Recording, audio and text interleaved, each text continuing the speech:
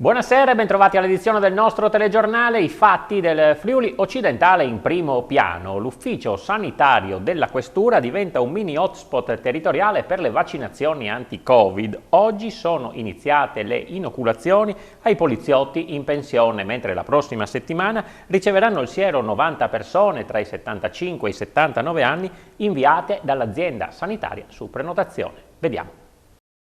La Questura di Pordenone, con il proprio ufficio sanitario, si mette ancor più a disposizione della campagna vaccinale regionale, diventando un mini hotspot per i vaccini. Al via oggi e fino a giovedì le vaccinazioni con il siero AstraZeneca ai poliziotti in pensione della fascia 75-79 anni.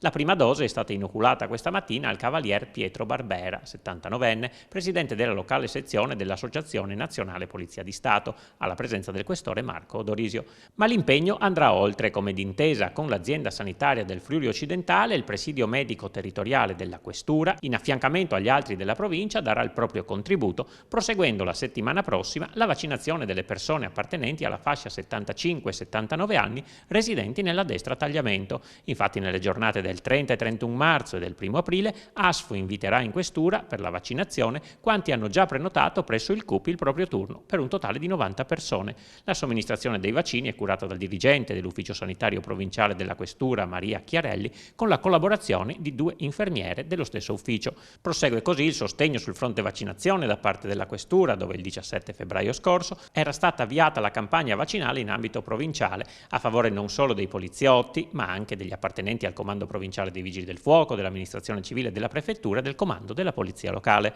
Come ha sottolineato il questore Odorisio, questo impegno è la concreta testimonianza dell'essere a disposizione degli altri per far sì che si metta in sicurezza, grazie al vaccino, il maggior numero possibile di persone.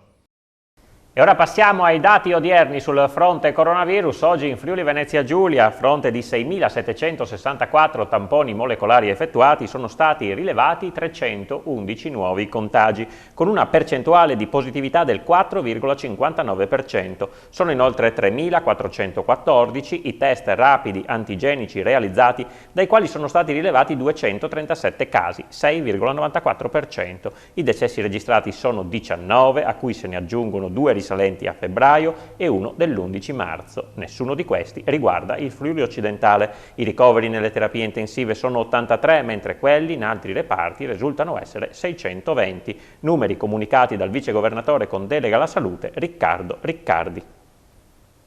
E intanto il mondo del terziario è allo stremo, gli indennizi arrivano con il contagocce e non ci sono tempi certi sulle riaperture. Anche l'associazione dei commercianti non sa più che risposte dare agli imprenditori in difficoltà. Di male in peggio, altro che andrà tutto bene. Dal lockdown 2020 alla zona rossa di quest'anno è passato un anno, ma la situazione del terziario non migliora affatto. Anzi, come sottolinea Alberto Marchiori, presidente di Ascom Pordenone e membro del Comitato Economico e Sociale Europeo. Le nostre imprese sono esanime. Noi riceviamo quotidianamente telefonate dai nostri e chiedono a noi cosa possiamo fare, cosa facciamo, non ce la fanno più.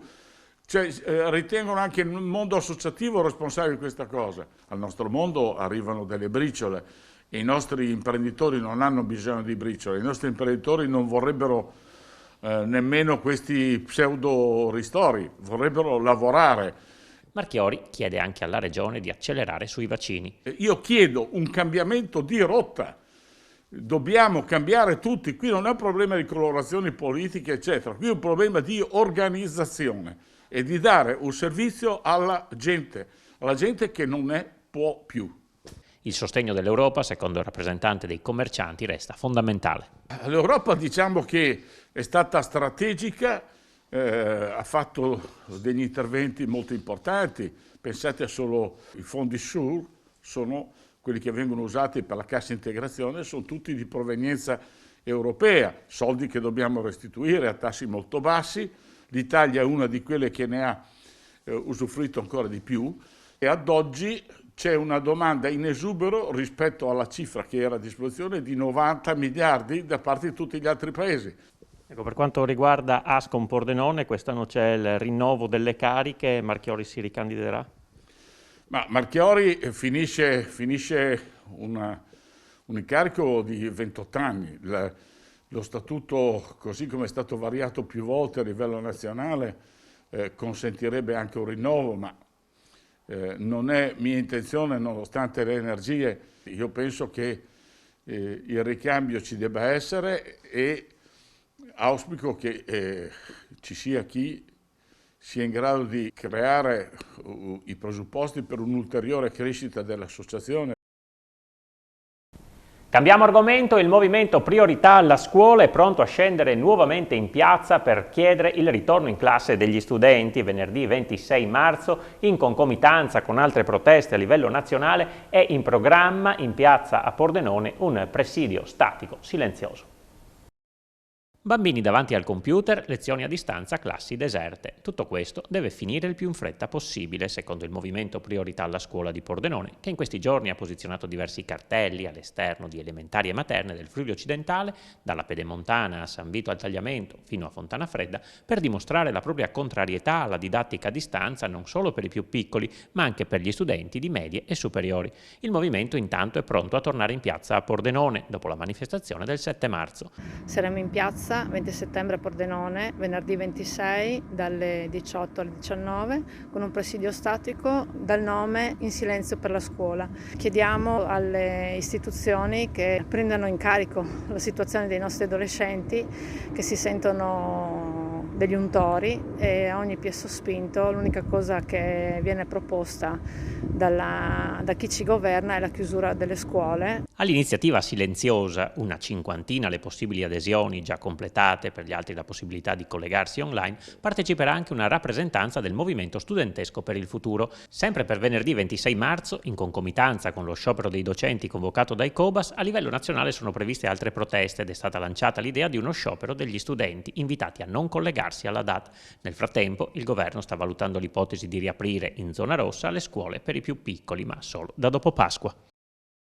Voltiamo pagina, il caso delle galline uccise per errore da un colpo di carro armato sparato dall'esercito a Vivaro durante un addestramento finisce sul tavolo del sottosegretario al Ministero della Difesa. Il Friuli Venezia Giulia, spiega Sandra Savino, deputata e coordinatrice regionale di Forza Italia, è stato per decenni il confine meridionale tra l'Occidente libero e i regimi comunisti, un territorio quindi con una significativa presenza di strutture e servitù militari. Di questo e del recente episodio di Vivaro ho parlato quest'oggi, va avanti Savino, con il sottosegretario alla difesa Giorgio Mulè, incontrato assieme ai senatori Franco Dal Mas e Maurizio Gasparri, sempre molto attento alle istanze della nostra regione. Al sottosegretario Mulè, cui va il nostro ringraziamento per l'immediata disponibilità, ho riportato nello specifico le questioni sollevate dal sindaco di Vivaro Mauro Candido, relative proprio alle servitù militari, conclude Savino. Nel mentre il senatore Franco Dal Mas, che precisa come i rapporti con l'esercito non siano di assoluta collaborazione, sta preparando un'interrogazione parlamentare proprio sul fronte dei beni militari dismessi.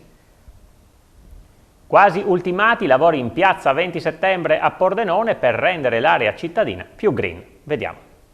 A Pordenone la centrale piazza 20 settembre si veste di verde con una fila di alberi che occuperà uno dei lati della piazza stessa. Gli alberi vengono piantati in grandi vasi in modo da non interferire con la fitta rete di cavi e tubature presenti nella piazza. La svolta green nasce per volontà del comune. Piazza 20 settembre è la piazza eletta per i grandi eventi, per le manifestazioni, per i concerti, ma anche una sterminata e desolata piazza d'armi dove non è possibile fermarsi a leggere il giornale, a bere caffè, a mangiare un gelato perché è sempre assolata.